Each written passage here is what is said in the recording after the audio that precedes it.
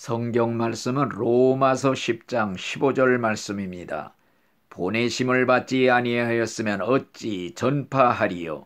기록된 바 아름답도다. 좋은 소식을 전하는 자들의 발이요 함과 같으니라. 이 시간에는 전도자의 축복이라는 제목을 가지고 잠깐 말씀을 드릴 때에 하나님께서 친히 말씀해 주시기를 바랍니다. 옛날에 어떤 사람이 히말라야 산맥의 한 고개를 급히 넘게 되었다고 합니다.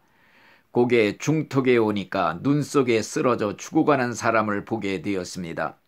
이 사람의 생각에 여기서 어물어물하다가 해가 저물면 나도 저 사람처럼 얼어 죽겠다 하는 생각이 나서 혼자만 살겠다고 급히 고개를 넘어가게 되었습니다. 그런데 그 뒤를 따라서 어떤 사람이 또 고개를 넘게 되었다고 합니다. 눈에 쓰러져 죽어가는 사람을 발견했을 때 불쌍히 여겨 등에 업고 넘게 되었습니다. 여러 번 쓰러지면서도 간신히 고개를 넘어오게 되었다는 것입니다.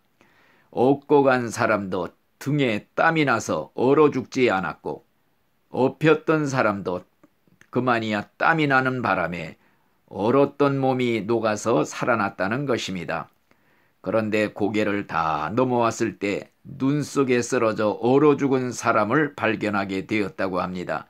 그 사람은 혼자만 살겠다고 죽어가는 사람을 버려두고 급하게 고개를 넘던 자였던 것입니다. 남을 살리려고 한 사람은 남도 살리고 자기도 살았습니다. 그렇지만은 혼자만 살겠다고 이렇게 혼자 넘던 사람은 자신도 살지 못하고 얼어 죽고 말았다는 것입니다. 우리가 다른 사람을 구원하기 위해서 전도에 힘쓸 때 다른 사람의 영혼도 구원하고 내 영혼도 구원을 확실히 받게 된다는 사실입니다. 과연 다른 사람의 구원에는 관심이 없고 나 혼자 구원받으면 그뿐이라고 이런 차디차고 냉랭한 이기적인 신앙을 가진 사람은 차츰차츰 그 신앙이 얼어붙어서 결국에는 얼어 죽게 된다는 것입니다. 왜 우리가 전도를 해야 되는가? 내 영혼이 살기 위해서라도 전도를 해야 된다는 것입니다. 과연 공격이 최선의 수비라는 말이 있습니다. 내 믿음이나 잘 지켜서 나 혼자 구원받고 천국 가면 그뿐이라는 소극적이고 수비적인 신앙을 가진 사람은 자기의 신앙조차 지키기가 어렵다는 것입니다. 그렇지만은 전도하면서 신앙생활을 하는 사람은 과연 이와 같이 공격적인 신앙생활이기 때문에 내 믿음은 자연히 지켜질 수가 있다는 것입니다.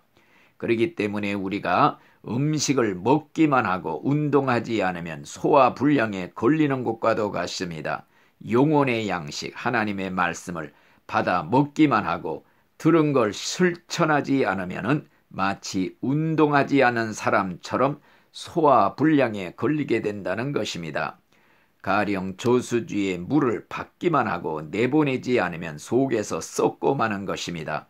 우리가 하나님 말씀을 듣기만 하고 받아 먹기만 하고 전도하지 않으면 그만이야 속에서 골마 터지게 됩니다. 믿으면서도 기쁨이 없습니다. 항상 원망, 불평이 쌓이게 되는 것입니다.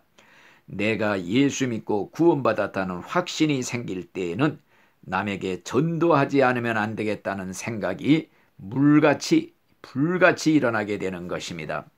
과연 우리는 신앙생활에 있어서 이 전도 생활이 얼마나 중요하다는 것을 기억을 해야 될 것입니다. 어떤 신자는 일생 예수를 믿는다고 하면서도 전도를 한 사람도 하지 못하는 신자도 있습니다. 세상 얘기는 잘하지만은 예수님 얘기가 나오면은 부끄러워서 그만 말도 꺼내지 못하는 사람도 있는 것입니다. 옛날에 그런 얘기가 있다고 합니다. 어떤 회사의 사장님이 계시는데 예수를 잘 믿는 분이었다고 합니다. 주일 성서도 잘하고 11조 헌금도 잘하는 그러한 분이었다고 합니다. 그런데 전도는 하지를 못했다고 합니다. 자기 회사 직원들이 수없이 많았지만은 한 번도 전도한 일이 없었다고 하는 것입니다. 그런데 어느 날 주일날 하나님의 말씀을 듣고 깨달았다고 합니다. 이제부터는 꼭 전도를 해야겠다 결심을 하게 되었다는 것입니다. 그래서 내일 회사에 나가면은 제일 먼저 만나는 사람에게 꼭 전도를 해야겠다 결심을 했다고 합니다. 그 다음날 제일 먼저 회사에 나가서 만난 사람이 자기 비서였다고 합니다. 그래서 이제 첫 마디가 자네는 교회를 다니는가 이렇게 물었다고 합니다. 비서가 눈이 뒹굴해져서 저는 교회를 안 다닙니다. 그랬을 때 예수를 믿고 교회를 다니라 이렇게 전도를 했다고 합니다. 그때 비서가 하는 말이 사장님 감사합니다. 제가 사장님을 모신 지가 15년이나 됐는데 저한테는 교회 가자는 말씀 한마디도 안 해서 내 생각에는 나 같은 놈은 못돼 먹어서 교회도 못 갈 놈인가 이런 생각을 했습니다. 이렇게 오늘 저에게 전도해 주시니 감사합니다. 다음 주일부터는 꼭 교회를 나가겠습니다. 이렇게 말을 하더랍니다. 어떤 신자는 말하기를 나는 다른 건 다 하겠는데 전도는 어떻게 하는지 몰라서 못하겠다 이렇게 말하는 사람도 있습니다. 그러나 전도는 쉽습니다. 우리가 여자들이 바느질을 어떻게 배우는가? 그냥 하기만 하면 되는 것입니다. 바느질을 하는 사람 옆에서 밤낮 구경만 해가지고서는 바느질을 배울 수가 없습니다. 내가 직접 하면 되는 것입니다. 전도도 마찬가지입니다. 그냥 하면 되는 것입니다. 시작하면 되는 것입니다. 실천이 중요한 것입니다. 행동, 액션이 중요한 것입니다. 우리가 전도할 때 최고의 기쁨이 있습니다. 전도에서 참된 신앙생활의 기쁨을 누릴 수가 있는 것입니다. 신앙생활하면서도 왜 기쁨이 없는가? 전도 생활을 하지 않기 때문인 것입니다.